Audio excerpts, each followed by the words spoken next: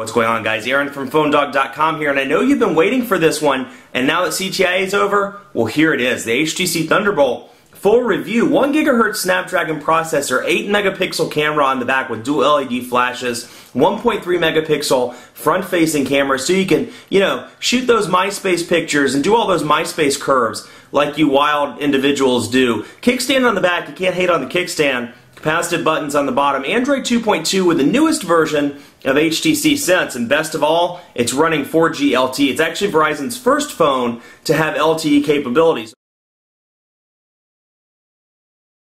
If you've seen any of my videos, within the past couple of months, you know what the new Android market looks like, but for those that haven't, there are some significant changes to the overall structure. First of all, you'll see the carousel up here at the top, and they've really just organized it to make it a little bit cleaner and a little bit more user-friendly. Still, you'll see apps, games, and Verizon, depending on the carrier that Verizon is replaced with whichever carrier the phone is operating on. But you can see just a little bit more fluid, a little bit more clean. We'll go to Verizon, for example, we can see the VCast apps and visual voicemail, things like that.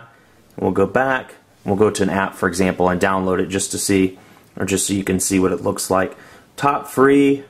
Oh, no, I don't want that. ESPN, I want top free.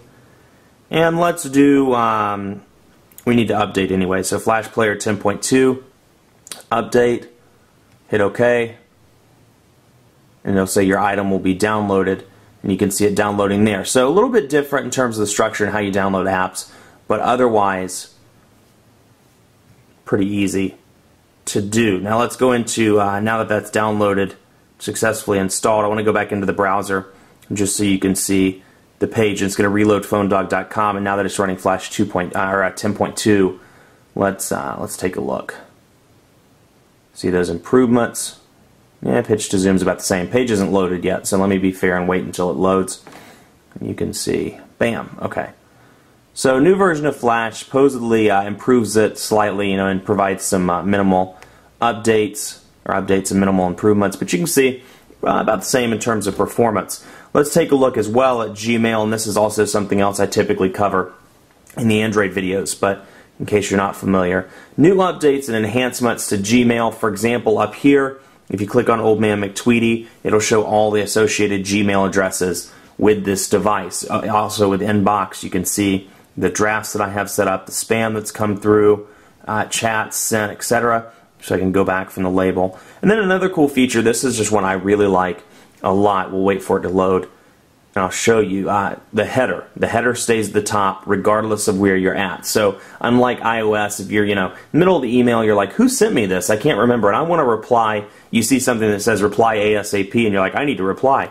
You can do so by clicking that and clicking reply all from the header. You still have archive, delete, and the arrow buttons down at the bottom as well. So you can see change labels, mark unread, go to inbox, and more. 8 megapixel camera on the back, 1.3 megapixel camera on the front, and I've been very impressed with the camera on the back front, exactly as you would expect from a low resolution camera. But let's take a look at the rear camera, and as you know, this is always an unofficial test, but you can get an idea as to some of the detail, etc. There's no camera button on this device, no dedicated camera button, so it relies on you pressing and holding or clicking the display to focus in. Now that picture looks pretty good to me. We'll take a picture, and then we'll take another one just for good measure. We'll take it of this up here, for example. I'm going to focus in pretty closely and snap a picture. So overall, there we go, bam. Exceptionally impressed with the camera. It does a good job, and in my opinion, it rivals some of the other cameras on the market, namely iOS. Very good camera. Autofocus has been good, and 720p video recording has been great as well. So video camera is great, the camera is great, and then you have the front-facing camera for those times that you want to video chat. By pressing menu, you can get into some of the settings. You can switch the camera around. You can go to self-timer, image adjustments, things of that nature. And let's go back here. White balance, resolution, things like that. So all the cameras, obviously, like I said, this is a pretty low resolution camera intended just for video calling and just for front-facing pictures, but certainly good nonetheless. And it's nice to have 21,082 pictures remaining. That's quite a few pictures. Quadrant standard time. Let's see how this device holds up to the Evo 4G. Now, just to give you comparison, the Evo 4G was running, for me at least, my Evo unit was running between about 1100 and 1300 in quadrant standard. So we'll put this down and run the test. Let's talk about the overall call quality. Call quality, it's been decent. What I've really had trouble with, the 4G speeds. I was in Orlando, and not just at the convention center, but even 10 miles away, 15 miles away, when headed out to dinner, things like that. 4G was just very spotty, and it seems to be spotty. I'm hearing reports of it being spotty around the nation right now. That's today, March 25th, 2011. So if you're watching this video a year from now, it may be totally different. But they are having issues, it seems like, with their 4G, which leads me to believe, hey, this network is new, and you're already having issues with 4G. That might not be the best thing, even though the spectrum is very good. Otherwise, the call quality has been decent, but data speeds both in Orlando and Charlotte have been frustrating, to say the least. Let's check it out and see what it comes in at. 1,659. So in the speed test, it does beat the Evo. 1,659 comes in right about where the Inspire 4G comes in. So you can see, yeah, like I said, 1,659, and see if I can pinch that and make it zoom in. There we go. Okay. Yeah, 1,659. There we go. Okay, it's focused on the phone. Sorry for those drift issues. Not sure what's going on there.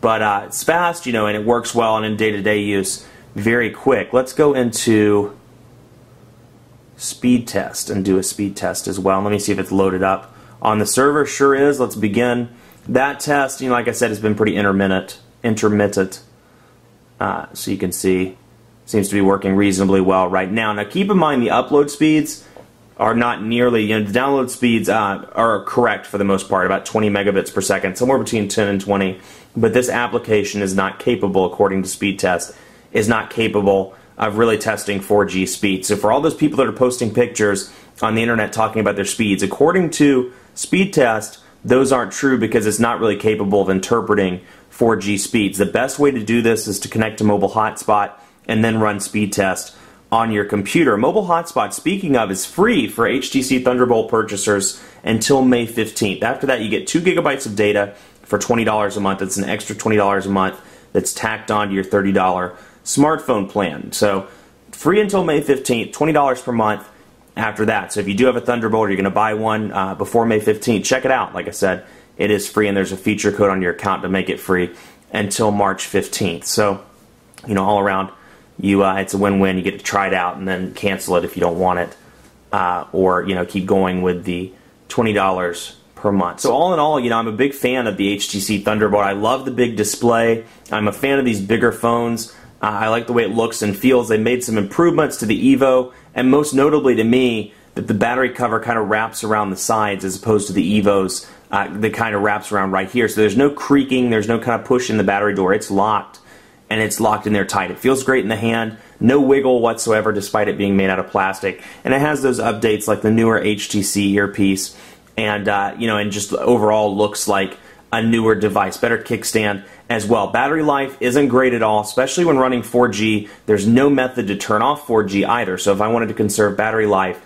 well, let me rephrase that. There's no official method to turn off 4G. There, if you search through HTC or some of the forums on the internet, you can find a way to do it, but I'll leave that to you to search for it, but it's certainly not official. So we need that in a future OS update, but overall I've been really pleased with the device. Battery life is terrible.